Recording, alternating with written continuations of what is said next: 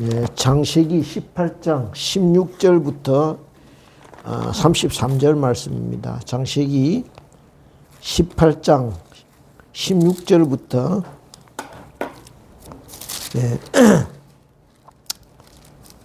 33절 말씀입니다.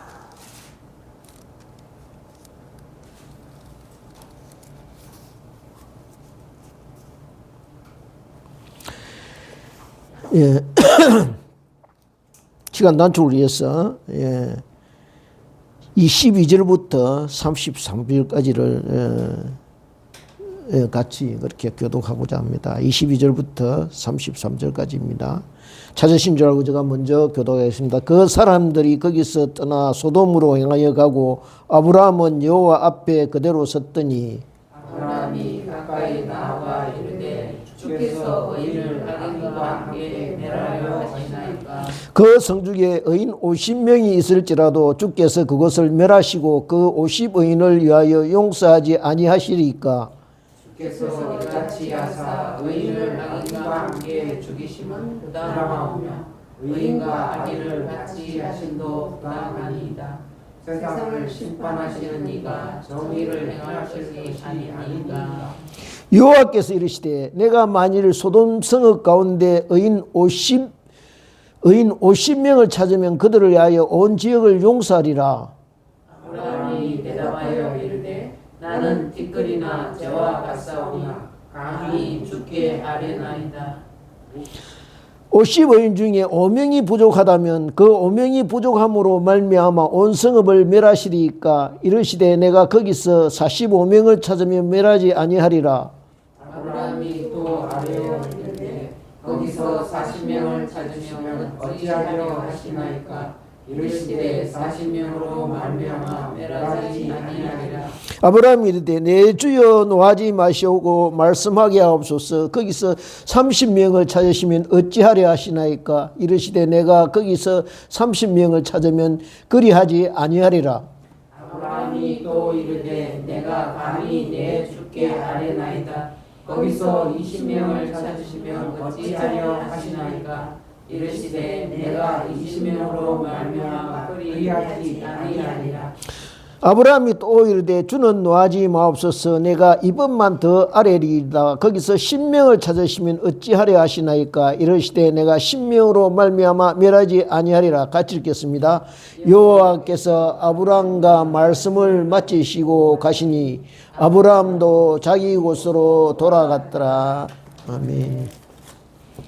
기도드리겠습니다. 아버지 감사합니다. 우리는 늘 주님을 배반하고 곁길로 가고 주님 다 양 같아서 제각기 자기 욕심대로 자기 본능을 따라서 그렇게 갔지만은 주님 우리를 위하여 죽으시고 십자가 피로 우리를 살리셔서 생명의 길로 인도하시고 하나님을 예배하며 경외하는 하나님의 자녀로 삼으심을 감사드립니다. 이 시간 주님 우리가 주님 앞에 나와서 말씀 듣고자 합니다. 주님 우리의 마음을 열어주셔서 우리가 주님을 문 밖에 세워두는 자가 되지 않게 하시고 마음을 열어서 마음의 문을 열고 주님을 영접하여서 주님 우리가 주님과 함께 먹고 마시는 그런 귀한 말씀의 잔치가 이루어지는 시간 될 수 있도록 함께하여 주시옵소서.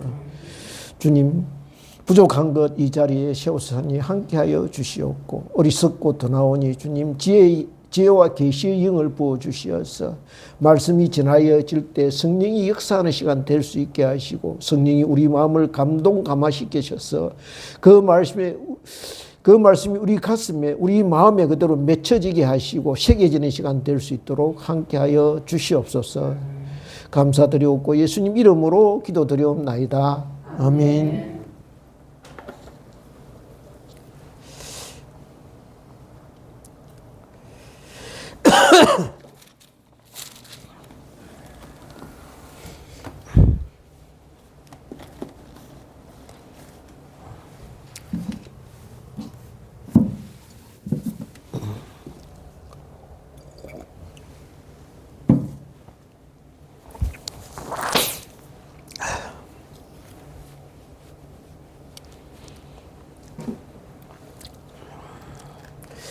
사실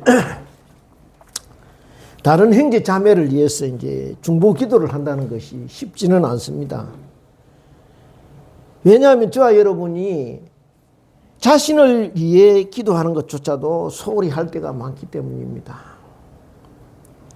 그저 식사 기도나 또는 예배에 나와서 잠깐 기도 드리는 그 외에 별도로 기도에 집중하기 위해서 시간을 내는 것이 그렇게 쉽지는 않습니다.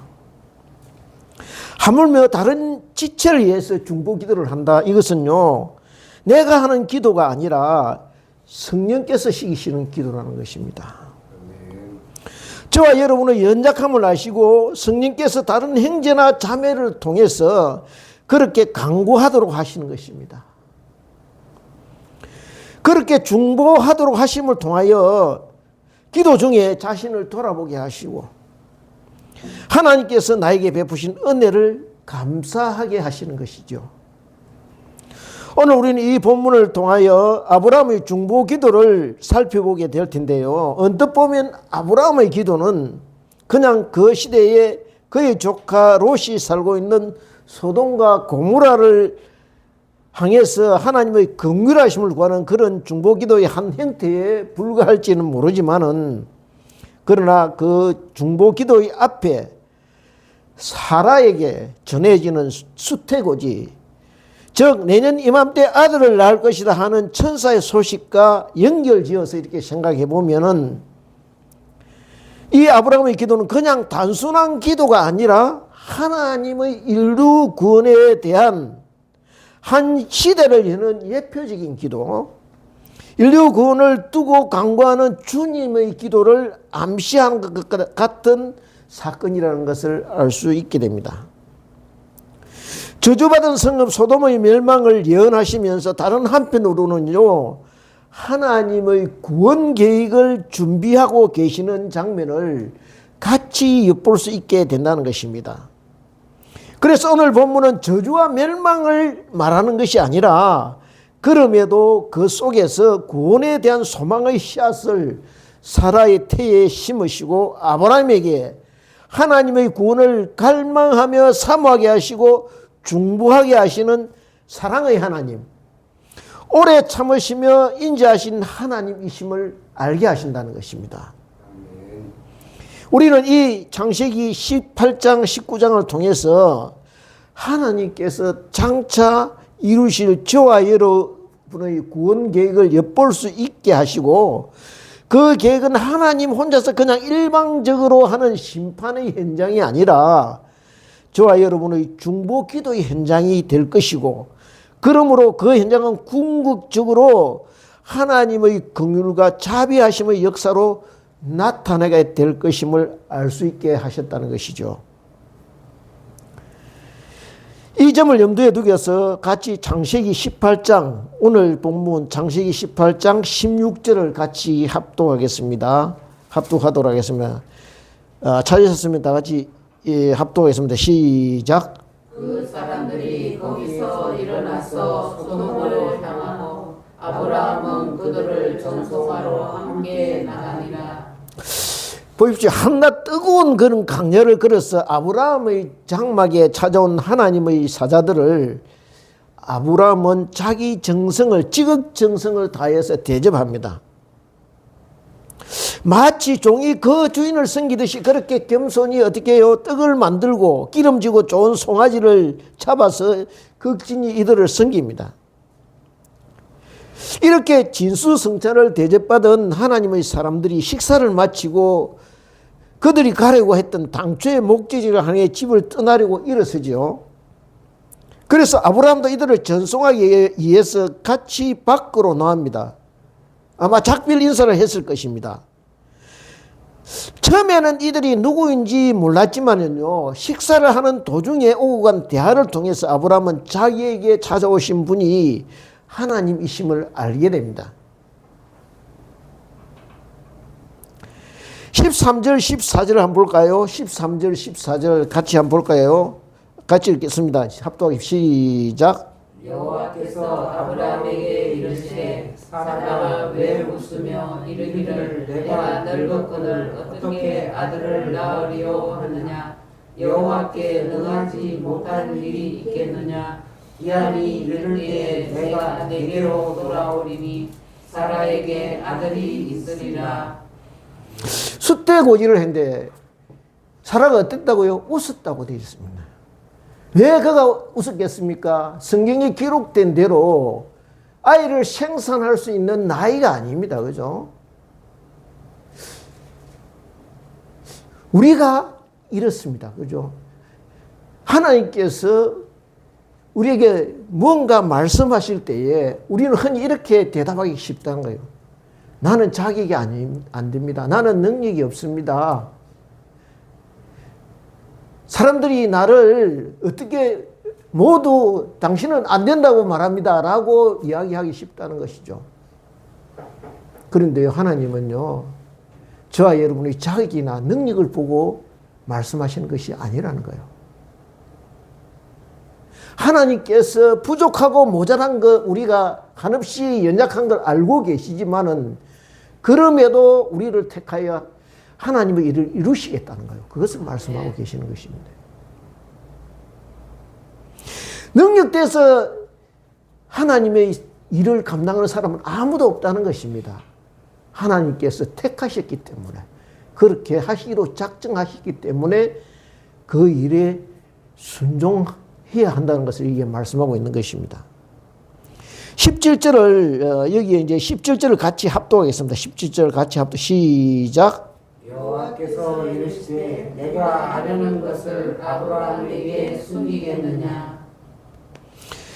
그러니까 지금 막 가시던 길을 떠나려고 배웅하던 아브라함과 작별 인사를 나누고 돌아서던 그 찰나에 하나님께서 갑자기 마음을 바꾸셔서 아브라함에게 속내를 털어놓는 것 같은 그런 느낌이 듭니다.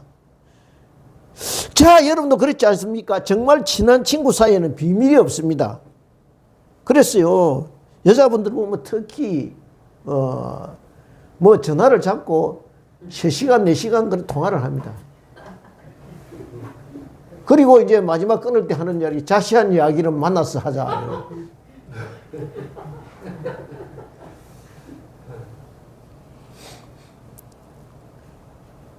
다른 사람에게는 감추고 싶고 드러내고 싶지 않은 과거의 부끄러운 사건도요, 서로 친해지게 되면은 털어놓고 싶어지고 같이 공감하며 나누고 싶어지게 되는 것이죠.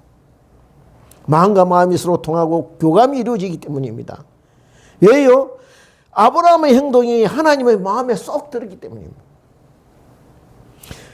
하나님께서 그 속내를 털어놓고 싶을 만큼 아브라함의 태도와 자신의 행동 거지가 마음에 들었기 때문입니다.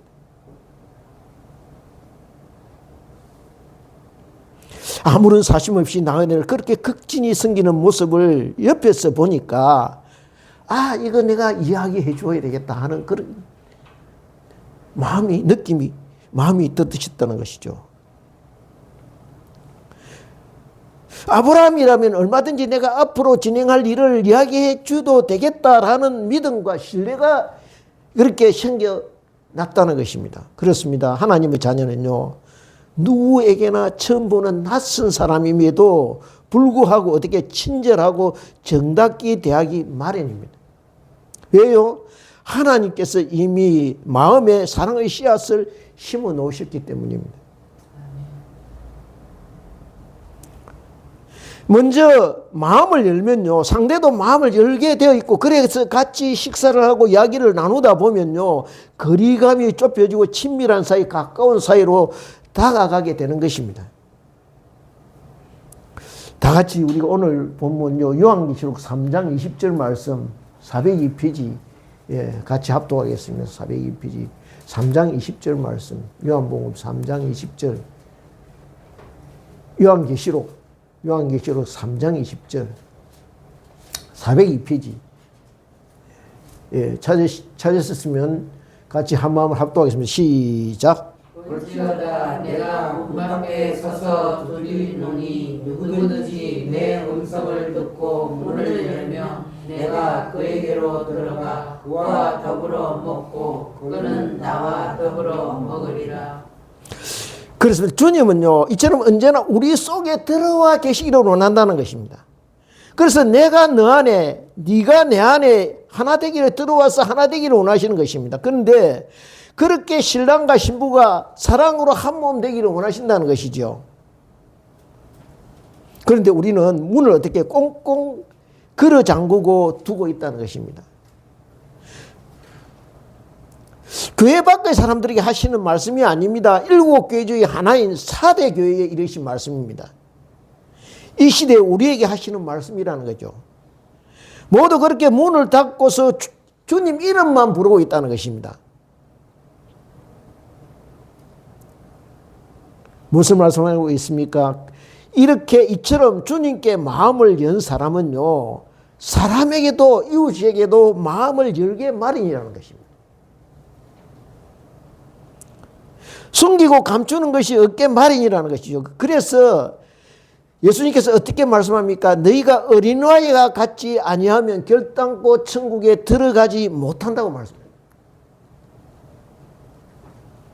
그런데 이합하면요, 오늘 본문에 나오는 19장에 나오는 멸망당할 소돔성 사람들의 모습을 한번 보면요, 두 천사가 롯의 집에 들어가자 소돔성 백성들 남녀노소가 원근에서 다 모여 소동을 벌입니다. 그리고 뭐라고 이야기하느냐 하면 오늘 밤 네 집에 들어온 사람들이 어디에 있냐, 끌어내라, 우리가 상대해 주겠다 하고 이렇게 난리를 피웁니다. 대비가 되죠, 아브라함의 모습과. 바로 그는요, 엘리베이터 안에 서든지 시장에 서든지 골목길에 서든지 마주치는 모든 사람에게 웃음 띤 얼굴로 대하는 저와 여러분 되기를 소원합니다. 그렇지 않겠습니까? 항상 감사가 넘치고 은혜가 충만하고 부족함이 없이 하늘 보화를 품고 사는 사람인데 그것이 저절로 얼굴에 나타나지 않겠습니까? 그래서 누구든 만나는 사람마다 아, 저 사람 예수 믿는 사람인가 보다라는 말을 듣게 되는 은혜가 있기를 축원합니다. 아멘. 그렇게 예수 그리스도의 향기를 바라는 꽃이 되시기를 바랍니다. 아멘. 저와 여러분이요, 그렇게 꽃이 되면 하나님께서 준비하신 꽃길을 열어주실 것입니다. 아멘. 이제 18절부터 21절까지 해서 우리는 두 부류의 족속을 보게 됩니다. 18절, 19절을 같이 읽겠습니다. 시작. 아브라함은 광야한 나라가 되고 천하 만민은 그로 말미암아 복을 받게 될 것이 아니냐. 내가 그로 그 자식과 건속에게 명하여 여호와의 도를 지켜 의와 공도를 행하게 하려고 그를 택하였나니 이는 나 여호와가 아브라함에게 대하여 말한 일을 이루려 함이라. 여기에 보니 아브라함은 강대한 나라가 되고 천하 만민은 그로 말미암아 복을 받게 될 것이 아니냐라고 의문문으로 되어 있습니다. 그죠? 묻고 있습니다, 지금. 이 말은 무슨 뜻이냐 하면은 실상은 너 그거 알고 있지 확인하시는 것입니다.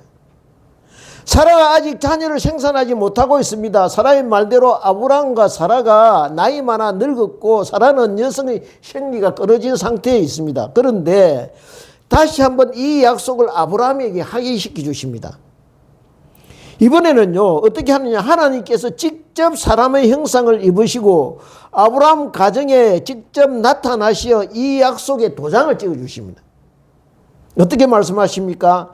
아브라함 한 사람에 관한 이야기가 아닙니다. 지금 보면요, 아브라함 한 사람 때문에 천하 만민 온 천하 사람들이 복을 받게 될 것이라는 것입니다.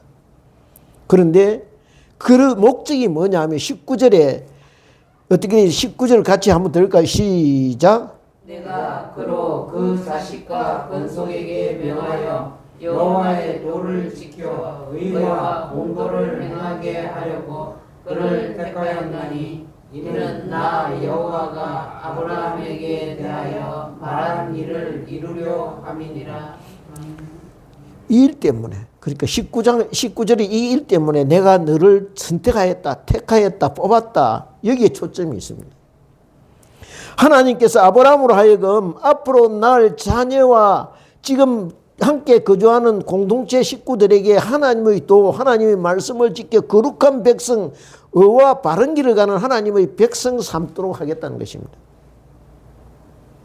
여기에 보십시오. 그런데 주체가 누가 되어 있습니까? 아브라함입니까? 아니면 여호와 하나님입니까? 그 첫 시작이 어떻게 되어 있습니까?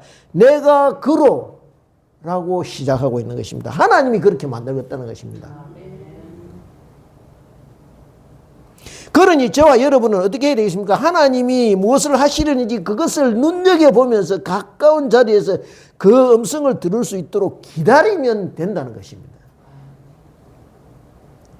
구원의 주체가 여호와 하나님이시니 그저 그분에게서 눈을 떼지 말고 무슨 말씀을 하시려나 하고 기다리고 있다가 그분이 말씀하시는 대로, 하나님이 말씀하시는 대로 따르기만 하면 된다는 것입니다. 그런데 이와 반면 20절 21절은 아브라함 약속과 대조되는 정반대에 있는 심판의 대상, 저주와 멸망의 대상인 소돔과 고모라에 대해서 말씀하고 계시는 것을 볼 수가 있습니다. 같이 한번 볼까요? 합독하겠습니다. 시작. 여호와께서 또 이르시되 소돔과 고모라에 대한 부르짖음이 크고 그 죄악이 심히 무거우니 내가 이제 내려가서 그 모든 행한 것이 과연 내게 들린 부르짖음과 같은지 그렇지 않은지 내가 보고 알려 하노라. 하나님은요, 하늘에서 세상, 사람 사는 세상을 내려다보고 계신 분입니다. 무소부재하신 분입니다. 시공간을 초월하신 분입니다. 전지전능하신 분입니다. 그런데 여기에 보니까 이제 내려가서 그 모든 행한 것이 내게 들린 부르짖음과 같은지 그렇지 않은지 알려 하노라 이렇게 말씀하고 계십니다. 긴가민가해서 다시 한번 확인해 보겠다 그 말씀입니까? 아닙니다. 그 말씀이 아닙니다. 할 수만 있다면, 될 수만 있다면 이 심판을 유예하고 싶다는 그런 말씀입니다. 무엇 하나라도 심판을 면하게 해줄 그 무엇 단 한 가지라도 남아있다면 그것을 보아 심판을 유예하겠다는 것입니다. 그 간절한 기대와 바람이 말씀 속에 포함되어 있는 것입니다. 그 많은 성중에 가는 백성 중에 전심으로 여호와 하나님을 찾고 부르는 사람이 남아있다면 그것을 보아서 하나님의 심판을 늦추어 보겠다는 심정을 나타내고 계시는 것입니다. 여기에 소돔과 고모라에 대한 부르짖음이라고 되어 있습니다. 무엇을 말씀하시는 것입니까? 가난한 사람, 억압받는 사람, 원한과 통한에 사무친 사람, 억압으로 인해서 울분에 차서 부르짖는 사람들의 원성이 하늘에까지 사무쳤다라고 말씀하시는 것입니다. 그래서 더 이상 두고 볼 수 없는 지경에 이르렀다라고 통탄해 하시는 것입니다. 그러니 이들의 부르짖음이 하늘에까지 사무치지 않았겠습니까? 하나님께서 이 부르짖음을 예면하시겠습니까? 무엇을 말씀하시고자 합니까? 누군가가 우리 주위에서 억울하다, 원통하다, 분하다, 가슴에 맺힌다고 부르짖을 때 돌아보라는 것입니다. 예민하지 말라는 것입니다. 부르짖음에 귀를 기울여 들어보라는 것입니다. 그 소리가 하늘에 닿기 전에, 그 부르짖음이 하늘에 이르기 전에 먼저 왜 그리하였는지, 얼마나 억울하게 그렸는지 자세히 들어보라는 것입니다. 그저 남의 일이나 하고 예민하지 말라는 것입니다. 내 일이 아니라고 지나치지 말라는 것이죠. 그런데 소돔과 고모라는 이처럼 원한을 들어줄 사람이 없었다는 것입니다. 가만히 보면요, 나이가 들어갈수록 들어주는 능력이 줄어듭니다. 남의 이야기를 내 이야기처럼 들어주는 건 쉬운 것 같으면서도 쉽지 않은 일입니다. 그런데 오늘 말씀을 보면요, 그 핵심 단어가 아브라함이 조카 롯을 위해서 하나님께 중보하는 기도의 내용인데 이것이 서로 연결되어 있습니다. 그렇습니다. 저와 여러분이 어떤 지체를 위해서 그 사람의 가족이든 주위의 친척이나 이웃이든 친한 친구이든 중보하기 전에 먼저 해야 할 일은 그 억울한 이야기, 가슴 아픈 이야기를 들어주는 것입니다. 참고 끝까지 들어주는 것에서 시작한다는 것이죠. 그래서 그 사람의 처지에 형편의 심정과 느낌에 공감하는 것입니다. 그 지체와 똑같은 심정이 되는 것입니다. 예를 들어 볼까요? 명절날 여자분들이 시댁에 가서 고생하고 이렇게 오면은 녹초가 돼서 차 안에서 신랑한테 이야기합니다. 아, 이번에 참 힘들었다. 나 이게 뭐 근데 말이야 당신 여동생이 어떻고 시어머니가 어떻고 이런 이야기하면 어떡합니까? 남자들은 딱 재판합니다. 판단을 딱 먼저 해갖고 그러면 안 갈까 안 가면 될 거 아니야. 딱 이렇게 판단을 해버립니다. 그 이야기가 아니죠. 들어주라는 것입니다. 들어주라고. 공감을 그리 힘들었지. 공감하라는 것입니다.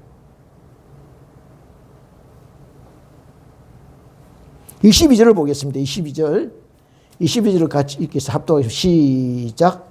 그 사람들이 거기서 떠나 소돔으로 향하여 가고 아브라함은 여호와 앞에 그대로 섰더니 23절. 아브라함이 가까이 나아가 이르되 주께서 의인을 악인과 함께 멸하려 하시나이까.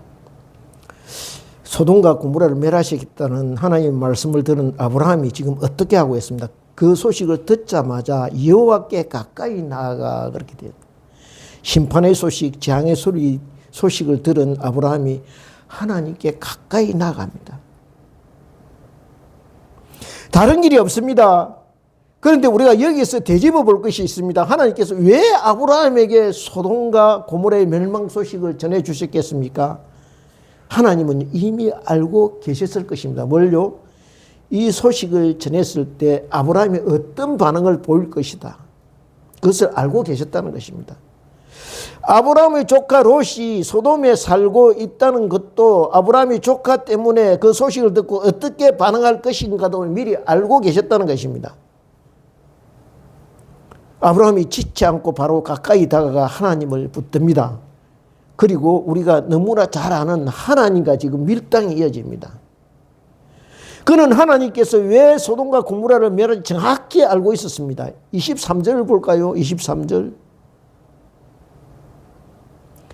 같이 읽겠습니다. 시작. 아브라함이 가까이 나아가 이르되 주께서 의인을 악인과 함께 멸하려 하시나이까.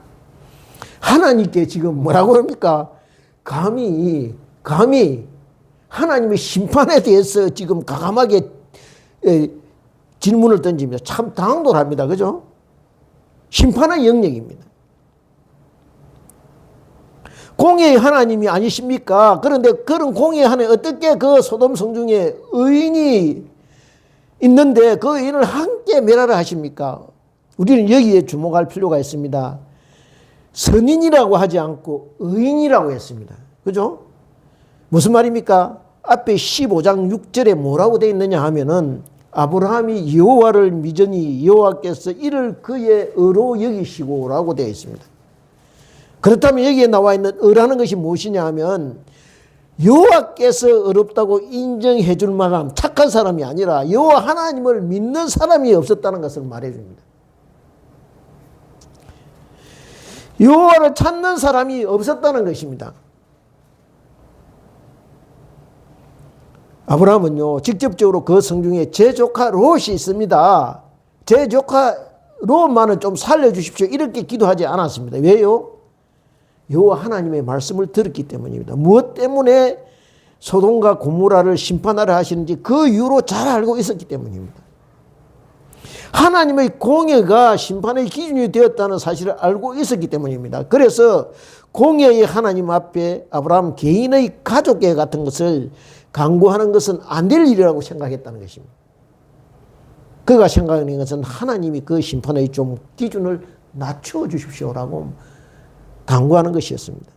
24절입니다. 24절 같이 읽겠습니다. 시작. 그 성중에 의인 50명이 있을지라도 주께서 그것을 멸하시고 그 50 의인을 위하여 용서하지 아니하시리까. 이어서 주께서 이같이 하사 의인을 악인과 함께 죽이심은 부당하며 의인과 악인을 같이 하심도 부당하니이다. 세상을 심판하는 이가 정의를 행할 것이 아니니까.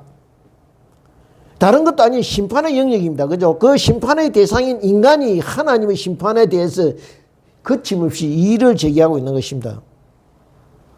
26절에 하나님께서 답변하고 계십니다. 여호와께서 이르시되 내가 만일 소돔성 가운데 의인 50명을 찾으면 그들을 위하여 온 지역을 용서하리라. 그리고 우리가 알다시피 이 밀고 당기는 하는 밀당은요, 점차로 45명, 40명, 30명, 20명, 마지막 10명까지 내려갑니다.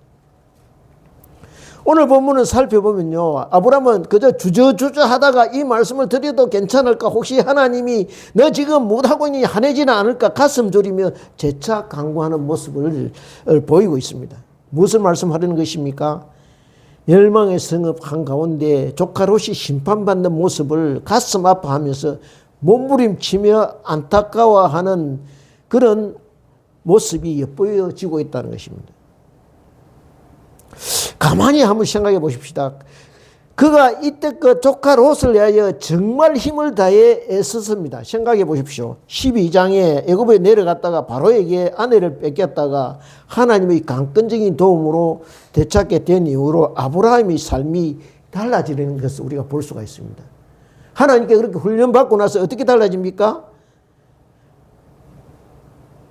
롯과 아브라함의 목자가 서로 다투게 될 때 어떻게 합니까? 좋은 땅을 롯에게 이렇게 양보합니다. 네가 오하면 나는 자하고 네가 자하면 나는 오하겠다. 어떻게 해요? 좋은 여건, 좋은 땅이 전부가 아니라는 거예요. 복의 근원이 누구에게 있다? 하나님께 있다는 것을 그때 경험했다는 거예요. 그리고 14장에 갈대아 연합군이 네 왕이 가나안 지역의 다섯 왕과 그렇게 국제전이 벌어졌을 때 소돔 지역에 쳐들어와서 조카 롯을 사로잡아 갑니다. 그때도 자기 가신들 집안의 가신 318명을 같이 동원해서 목숨을 걸고 롯을 구출합니다. 롯을 향한 이런 간용과 용기가 어디에서 나왔겠습니까? 그가 세상 바라보지 않고 하나님의 손에 자기 인생을 맡기게 되었다는 거예요. 그런데 우리가 아브라함의 편에서 한번 생각해 봅시다. 그러면 그 정도 되었다면은 이제는 삼촌 아브라함 곁에 남아서 그 은혜를 갚고 또 갚아도 모자랄 판인데 롯은 어떻게 합니까? 자기 자리로 다시 돌아가 버린다는 거예요. 은혜를 모르는 배은망덕합니다. 그죠? 그런데 지금 그 조카 롯이 사는 성읍이 멸망당한다고 그렇게 들었습니다. 그러면 이제 자기 길을 갔으니까 나는 모르겠다. 그렇게 아브라함이 그렇게 합니다. 아닙니다. 하나님 사람 아브라함은 그 조카 롯 때문에 지금 애간장이 지금 녹아내리고 있다는 거예요. 그의 기도 가운데 그 안타까움과 애절함이 곳곳에 배어 있습니다. 하나님 이분 한번 봐주십시오. 어떻게 좀 안 되겠습니까? 그거 왜 하나님께 이렇게 매달리고 있을까요? 롯을 아끼고 사랑해야 했다는 그 사실 외에는 달리 설명할 방법이 없다는 것입니다. 그가 롯을 사랑하지 않았다면 그렇게까지 망가져 가면서 애걸복걸하면서 하나님께 매달리며 사정하지 않았을 것입니다. 이유가 있습니다. 왜냐하면요, 아브라함이 생각하기에 자기도 이 멸망당할 소돔 사람과 다르지 않다는 것을 깨달아 알았기 때문입니다. 도진개인이라는 거요. 이게 하나님 앞에서 볼 때, 하나님께서 보실 때 12장의 기근 때문에 애굽에 내려갔던 그 경험을 통해서 그의 기업이 땅에 있는 것이 아니라 하늘에 있음을 알게 되었기 때문입니다. 그래서 고백하고 있는 것입니다. 제게 은혜를 입혀주셨듯이 이 사람들에게 다시 한번 기회를 주면 안 되겠습니까? 하고 하나님께 매달리고 있는 것입니다. 지금. 그렇습니다. 제가 이 말씀을 준비하면서요, 가지게 된 생각은요, 첫째는 뭐냐면 제가 참 기도하는 시간이 짧다. 그래서 제가 이 말씀을 전할 자격이 없어요, 실은.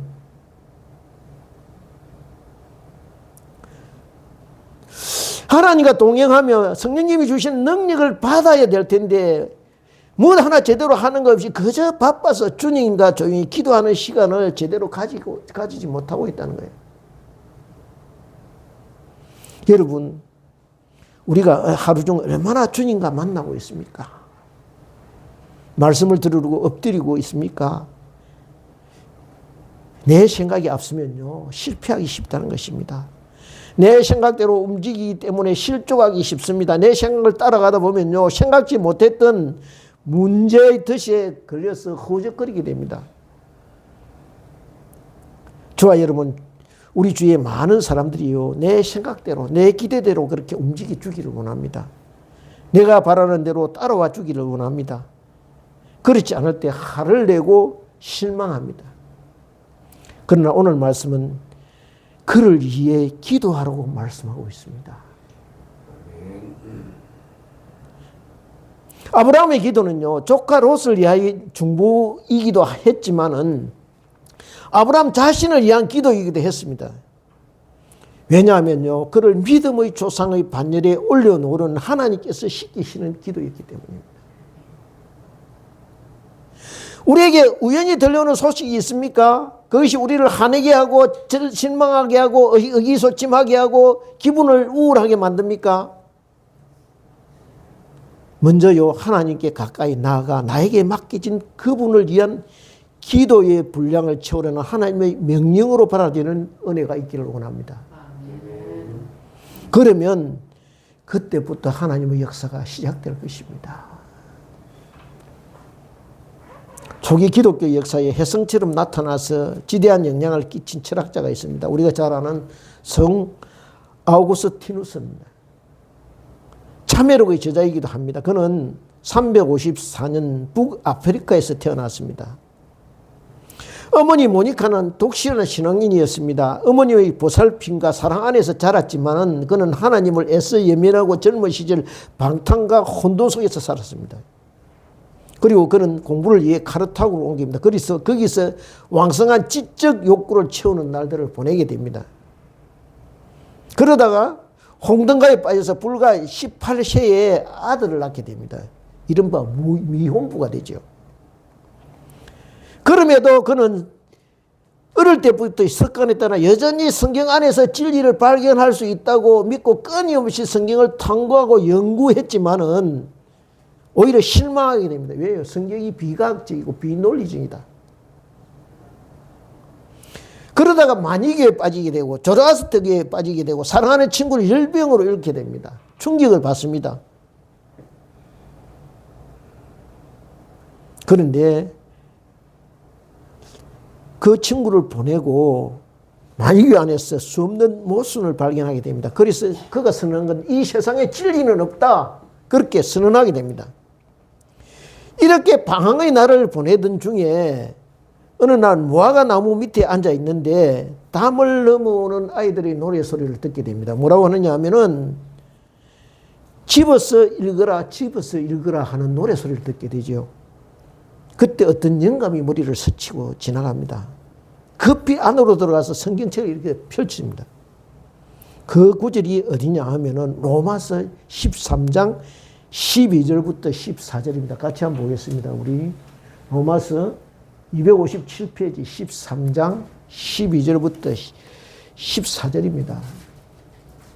그 구절이 로마서 13장 12절부터 14절이었습니다. 같이 찾았으면 합독하겠습니다. 시작. 밤이 깊고 다시 가까웠으니 그러므로 우리가 어둠의 일을 설고 빛의 갑옷을 입자. 낮에와 같이 단정히 행하고 완강하거나 술 취하지 말며 음란하거나 호색하지 말며 다투거나 시기하지 말고 오직 주인 예수 그리스도 믿고 정욕을 위하여 육신의 일을 도모하지 말라. 여기에 뭐가 먼저 되어 있습니까? 정욕을 위하여 주 예수 그리스도로 옷 입고, 그것이 먼저죠. 그것이 옷을 입으면 어떻게 합니까? 육신의 일을 도모하지 않는다는 거예요. 먼저가 뭡니까? 주 예수 그리스도 옷 입는 것이 우선이라는 거예요. 이 말씀이 그의 머리를 스쳤습니다. 그 길로 그는 세속적 부와 명예를 버리고 그리스도 공동체 안으로 들어와서 영적인 체험을 하게 됩니다. 그리고 수도자의 길을 걷기 시작합니다. 그의 어머니 모니카의 기도가 이루어지는 순간이었습니다. 그렇습니다. 우리는 그저 하나님께만 매달리며 기도하지만 그러나 그 기도가 결실을 맺게 되는 순간은 따로 있다는 거예요. 그리고 그 기간도 하나님께서 정하신다는 것입니다. 아브라함이 그랬습니다. 19장 29절을 우리 같이 볼까요? 아브라함의 중보 기도의 결과가 나와 있습니다. 한 장을 넘겨서 19장 29절을 같이 보겠습니다. 19장 29절 같이 읽겠습니다. 시작. 하나님이 그 지역에 성을 멸하실 때 곧 롯이 거주하는 성을 엎으실 때에 하나님이 아브라함을 생각하사 롯을 그 엎으시는 중에서 내보내셨더라. 어떻게 해요? 아브라함을 생각하사.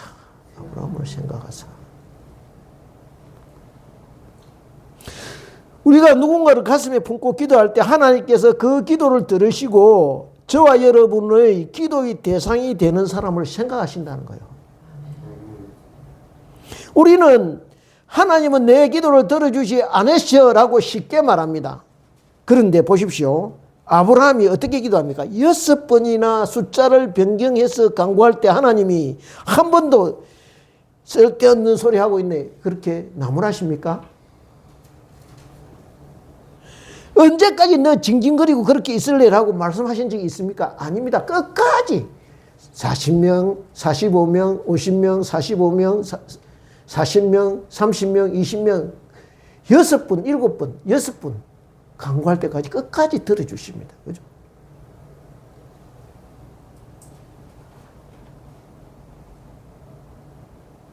그리고 결국 아브라함의 간구를 외면하지 않으셨다는 것입니다. 그래서 소돔을 엎으시고 내리치실 때 그 와중에 롯을 생각하십니다. 왜요? 그렇게 기도하는 사람을 생각해서 시기를 늦추시기도 하고 유예하기도 하신다는 것입니다. 저와 여러분 모두 자기가 자신을 잘 안다고 생각합니다. 그죠? 내가 나를 다 알아. 그러나 생각해 보십시오. 만들어진 피조물이 어떻게 자기 자신을 쏙쏙들이 알 수 있겠습니까? 알 수 없습니다. 그러니 우리가 하나님께 드리는 기도 또한 내가 나를 잘 모르기 때문에 한계가 있을 수밖에 없다는 거예요. 오히려 나보다 나를 옆에서 지켜보는 사람이 내가 보지 못한 나의 단점과 부족함을 더 잘 알 수 있다는 거예요. 다른 사람의 흠가티는 더 크게 보이고 더 뚜렷하게 드러나는 법이라는 거예요. 왜냐하면 그것이 우리의 한계이기 때문입니다. 그래서 그것이 더 잘 보이고 더 뚜렷하게 보이면 하나님께서 저와 여러분에게 더하여 주신 기도의 제목이 한 가지 더 늘어난 것이라 여겨지는 은혜가 있기를 소원합니다.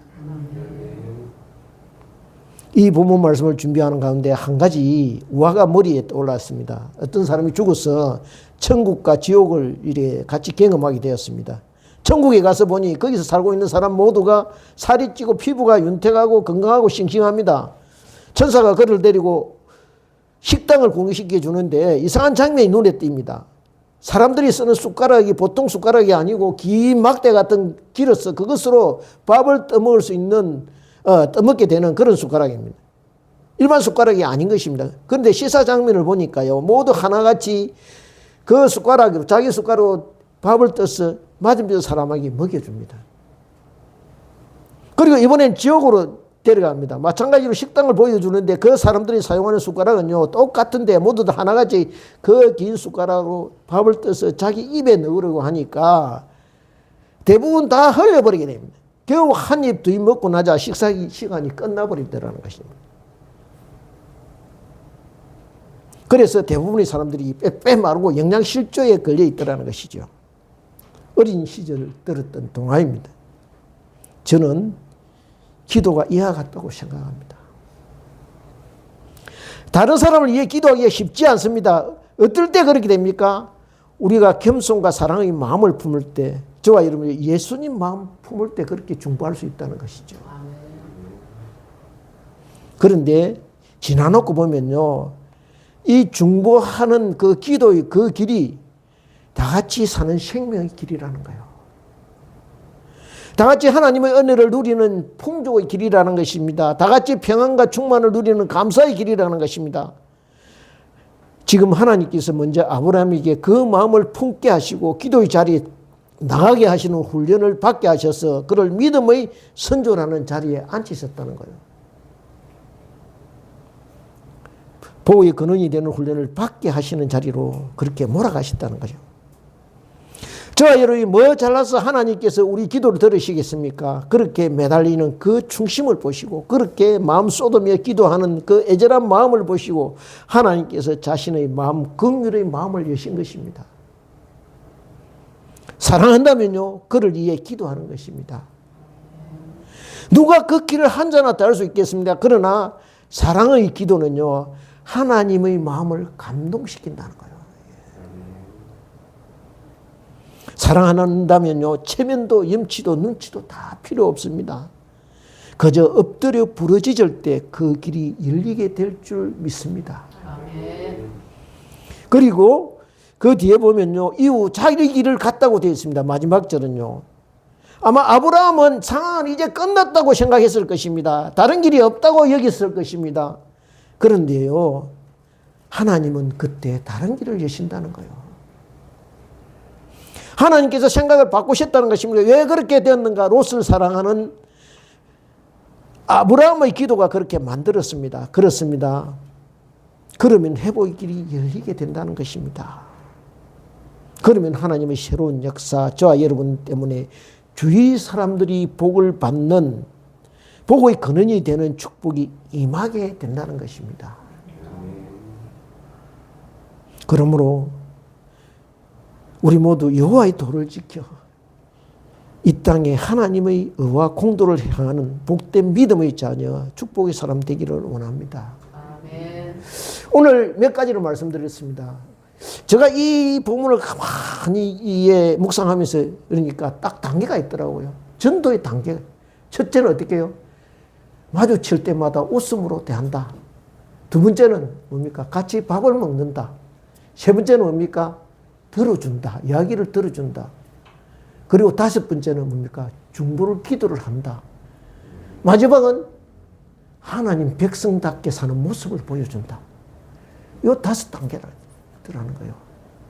우리는 많이 모자랍니다. 근데 제가 뭐 마지막 딱 하나의 좋은 예만 하나 들려드리고 마치려 합니다. 개그맨 중에 김현칠이라고 있더라고요. 지리 흉내는 내는 이 김현칠이라는 개그맨이 있는데 그냥 장난삼아 이 흉내를 내는데 하루는 장애인들 지휘를 하고 나서 이러니까 장애인 엄마가 와서 자기를 끌어안고 막 쿵쿵 울더라는 거예요. 너무 고맙다. 그래서 내가 이것을 비록 가짜지만은 이것을 해야 되겠다 생각했다는 거예요. 그리고 그렇게 계속 가짜지만은 사람들이 이렇게 음악을 안 하는 사람들이 자기를 좀 우습게 생각 안 했겠어요? 저거 가짜다. 저거 제대로 악보나 볼 줄 아나? 지가 만다고 이 지기라고 폼 잡나? 여러 소리를 들었을 것입니다. 근데 그럼에도 불구하고 그 일이 좋았어. 진짜를 닮아가라고 열심히 했더니 어떻게 됐느냐? 지금은 제가 알기로는 평택 페스티벌 상임 지휘자로 위촉받았다는 거예요. 무슨 말입니까? 우리가 모자라고 부족하지만은 하나님 앞에서 예수님 닮아가라고 그렇게 노력하면 3년은, 1년은 못 돼도 3년은 될 수 있다는 거예요. 하나님께서 그렇게 우리를 만들어 주실 거라는 거예요. 말씀을 맺겠습니다. 저와 여러분이 이렇게 하나님의 도를 지켜서 하나님의 백성으로 살 때 복된 믿음의 자녀, 축복의 사람이 되어지시기를 주님의 이름으로 축원드립니다. 네, 기도드리겠습니다. 아버지 감사합니다. 말씀 주셨습니다. 오늘 말씀 저희들이 깊이 마음에 담고 영혼에 새겨서 이 말씀대로 따라가며 순종하는 저희들 될 수 있도록 주께서 역사하시고 능력 주시옵소서. 감사드리옵고 예수님 이름으로 기도드리옵나이다. 아멘.